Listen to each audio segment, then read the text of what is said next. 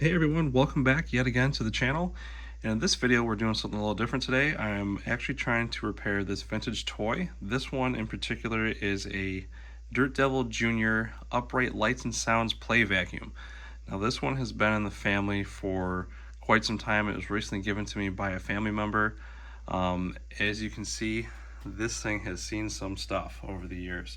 It has been used as a club, a bat, and most recently, in case you hadn't noticed, has been used as a chew toy by some rather large dogs. So I did not realize until after I got this that this actually has a, you can see it's coming apart there. I took the liberty of taking it apart, but it has a speaker grill on the bottom and a light inside this little window right there. So I didn't realize when I got it that it was electronic. There's a button that goes here too, but it does do absolutely nothing at this point. I put some fresh batteries in it and there's no signs of life whatsoever. So I took the liberty actually of taking this one apart just to kind of see what makes it tick and see if maybe there was some obvious issue that I could try to correct to get this thing working again. And basically this is what I was greeted with. All of the wires have come apart. These red wires, ignore those, I added those myself. Basically there was one wire connecting the circuit board to the battery box here, and the light was disconnected, the speaker was disconnected. So I had no idea, out of, I think there's like 5 solder points on this board, what went where and what exactly made this tick. So I was really curious to get this toy working. It's kind of an old, unique toy. I like making old stuff work again. So at that point we started doing some research to see what it would take to get this thing working again. So now I've played around with trying to resolder some of the connections on this board just to see if I could get some signs of life. Maybe even checking it with a multimeter to see if I could get any kind of voltage reading out of it. So my first thought was I joined a electronic hobby page on Facebook.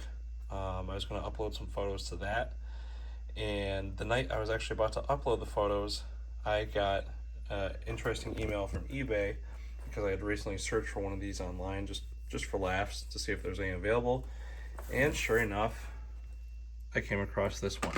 This is the exact same toy in a much better condition. You can see it still has the original demo stickers on it. And I figured, you know what? I'll try to figure this out on my own before I exhaust all my resources and go resort to the internet. So I think what I'm going to do is I'm going to take this toy, which, as you can see,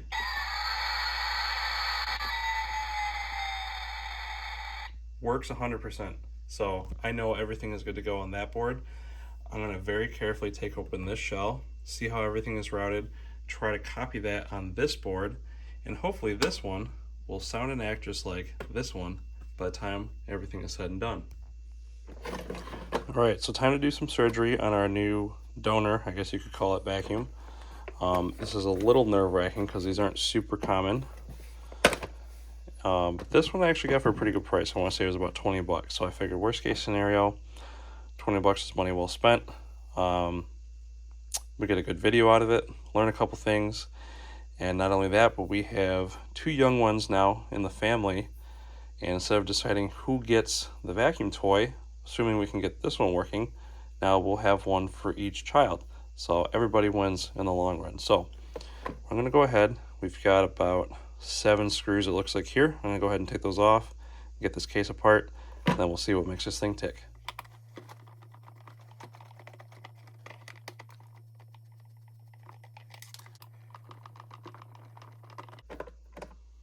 And of course we'll go ahead and open the battery door.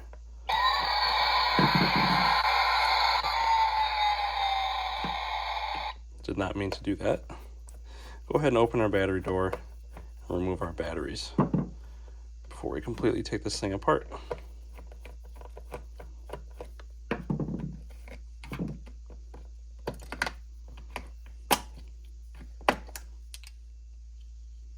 Alright, so I've got a couple holdouts here, but let's see if we can't get this case open very carefully.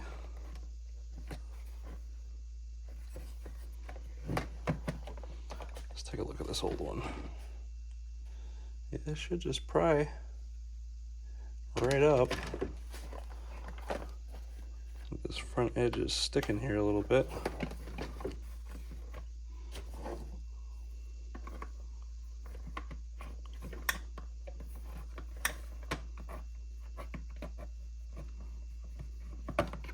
There we go. Just need a little coercion. And there it is. I'm going to grab my button, stick it in the lid here, and we'll set that safely aside with the screws so we don't lose anything. And the body here, that's just all plastic filler for the most part, so we'll set that aside as well. This is the part that I really care about. Let's see what we got going on. All right, so I've got both circuit boards side by side here. Of course, all the wires are on the underside, so I'm going to go ahead and remove these two small screws on top, because I want to get underneath and really see where these are connecting and how everything's flowing throughout the board. And I'm going to be super careful because these are very, very small gauge wires. I don't want to break anything off. And one thing I've noticed too, I don't know if you can see that, we've got a little bit of corrosion built up on the new functional board. So I'm going to go ahead and see if I can't clean that off too by the time this is all said and done. Alright, so I've had a chance to look over these two boards, and I'm probably going to explain the flow of things later once I have a chance to clean this one up or reattach the wires to this one. This one's actually a lot cleaner looking, which is funny because it's been through a lot more stuff. But here's what I did. So this black wire here is a negative going to the battery box. That was the only wire that was attached when I took this open. So I went ahead and replaced that with like the next step up gauge wire just to make it a little more robust. And then I have this one speaker wire. It looks like going to the right place because this one here, the blue speaker wires, you can see it's going to the spot right on the side there. How I knew to do that there, I want to say maybe there was a chunk of wire left over with that blue casing on it. So, and in the direction, the polarity shouldn't matter too much on that speaker. So basically what I have to do, looking at the new board, is we have the other side. See if you guys can see that there. I'm trying to be super gentle with this because I don't want to ruin our donor here. But basically what I have to do is attach, we have our good speaker wire here. I have to attach the other side of the speaker wire down here, which would be on this solder pad along with the positive wire coming from the battery box. So that's going to be our main power supply for the entire board. It looks like it piggybacks right off to a connection to the speaker.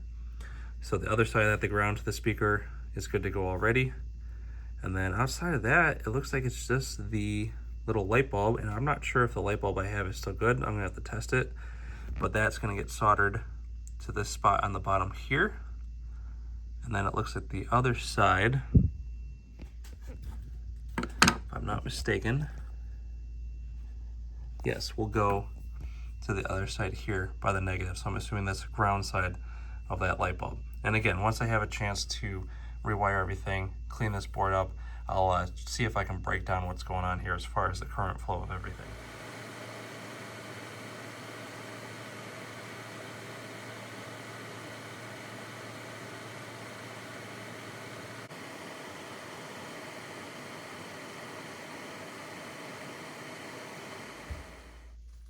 All right, so as you can see there, I was trying to desolder some of these balls that were left behind. My soldering skills are nothing to write home about, so I don't want you guys to see my technique and think that's the way things are done, because I'm very rusty and I'm trying to pick back up on my solder skills. But basically, tried using my soldering wick. I was kind of playing around with temperatures and how much to tin the tip. I know I was using the wrong tip altogether, but that's all I have at the moment. So this pad and this pad here I was able to clean up great. You can see the holes right there. This one was fighting me, so I basically just took off the excess. I'm going to leave that as is. What I'll do is I'll poke the wire up from the back side, just heat that up and try to reseat it with what's left there. So now that everything's clean, I'm going to go ahead and cut some wires to replace the ones that are gone or ripped off or missing, like this blue one here. And yeah, we're going to go ahead and hook everything up and see if we can get this thing cooking. Alright, so I struggled for a little while and I got one wire done, which is not a great start, but basically what I realized is by using thicker wire to make this thing more robust, it actually makes it a lot harder to feed the wire through the traces. It's not something I had thought about initially when I started replacing these two wires. So in the interest of not struggling on the rest of this repair, I'm going to go ahead and use some hookup wire that's smaller than this.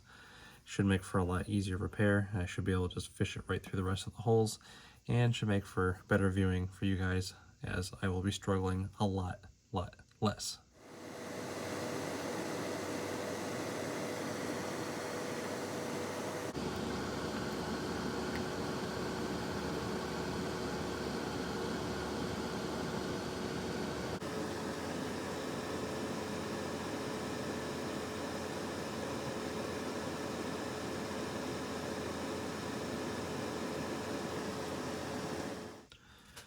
Alright, and just like that, I'm down to my last two connections. We've got our power and our ground going to and from the battery box. Our two speaker wires. I don't think polarity matters on those. I guess we're going to find out here soon enough. And then I actually went and tested my light bulb. It was looking really rough, and I didn't think it was going to work, but I hooked it up to a AA, and I did get a very dim light out of it. So it looks like it needs that full power of the 3 AA's. Polarity does not matter on that. It's an incandescent bulb, so I've got that seated down here in its base. I'm going to go ahead and solder these wires to this pad here and the one here on the bottom, and then moment of truth. At that point, we can test it and see if it works.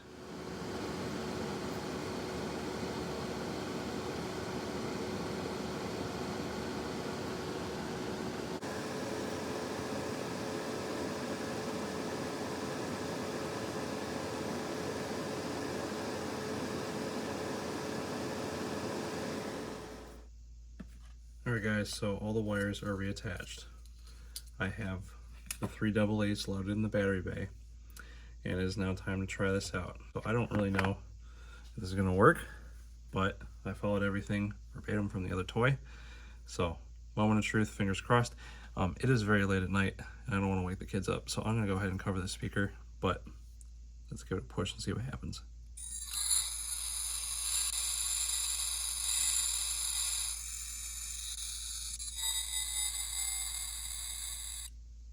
That is too cool. I'm absolutely stoked that that works. Alright, so now that I know everything's wired up properly, everything seems to work, the light's good, speaker's good, it's making noise, the button works. I'm going to go ahead and button everything back up, and we're going to get these two side by side and double check everything before I call this good.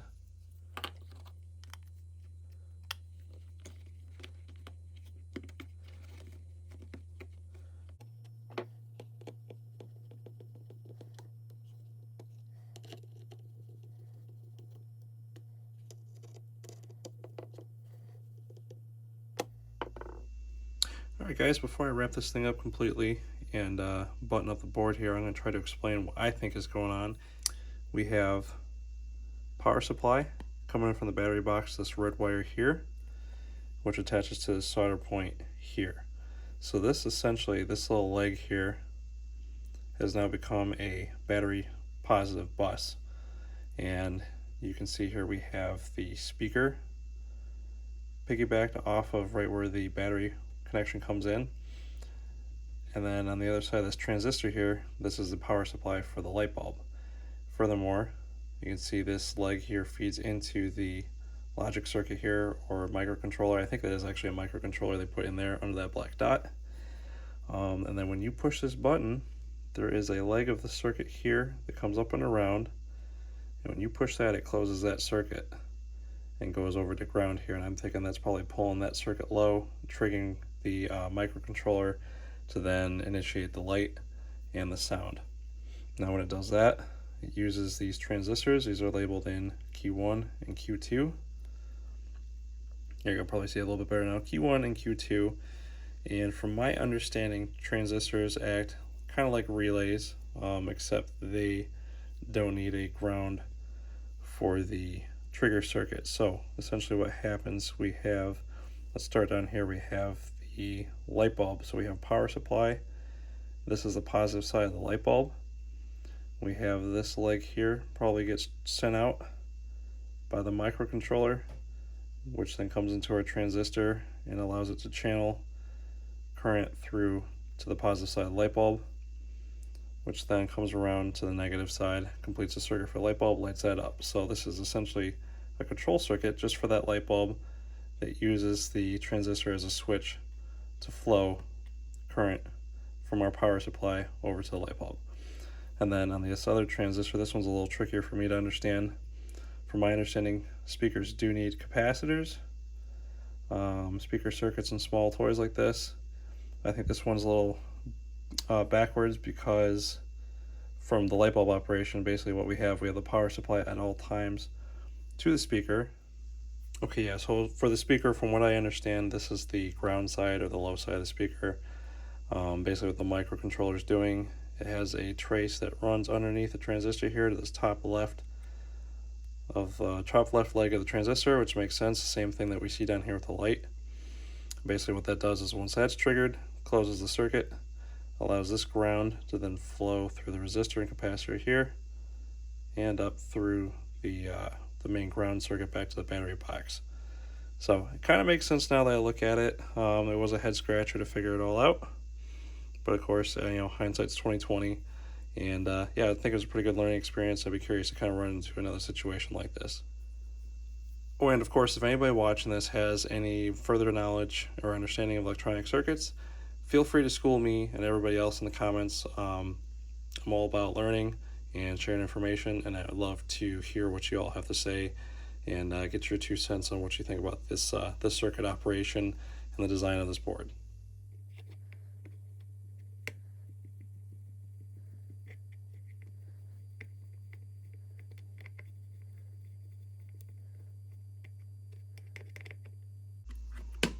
All right, board is secured and in place.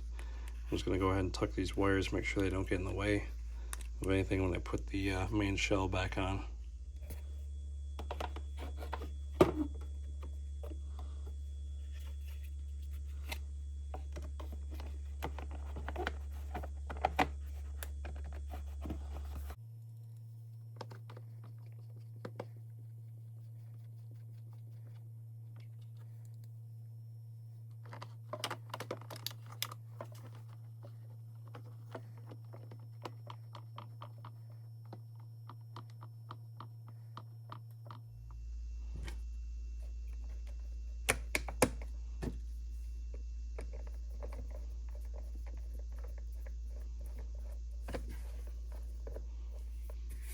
All right, and last but not least, before I put this other, the newer one back together, we're gonna go ahead and hit that board real quick. Some isopropyl alcohol. I already hit the top half of the board, so we're gonna go ahead and swipe the bottom half here real quick.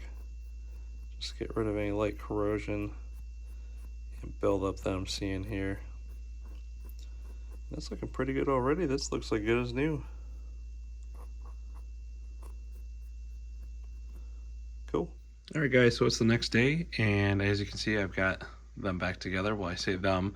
This one's actually on its lonesome because the one that we repaired has already gone off to its new home. It was snatched up pretty much the next day after I fixed it. And of course, before I let them go, I had to take a time to run them both side by side at the same time, make some noise. And it went something like this.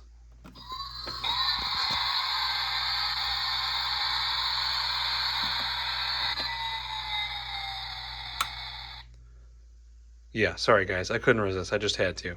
Anyway, so as you can see, both of them are done. They're off to good homes. This one's going off to a good home here in a second. And yeah, that's going to do it for this repair. If you guys are by chance happen to be electrical engineers or any kind of electronics repair technician, and you have some insight as far as how these boards are set up, how the components operate, I'm kind of curious to get your thoughts down in the comments below. I have a few questions going through it. I'm kind of curious why transistors are arranged the way they were. It seems on this board, if I remember right, the one for the light was on the high side. Yeah, the high side or the positive side of the bulb, and then the one for the speaker was at the negative side or the low side of the speaker. So I'm kind of curious why they're arranged like that. I'm sure it has something to do with maybe the way they want to control the component, or maybe something with current draw. I'm kind of curious to get your thoughts on that, and use it as a learning experience for myself and maybe others. So thank you so much everyone for watching. I appreciate it as always, and until next time, we'll see you later.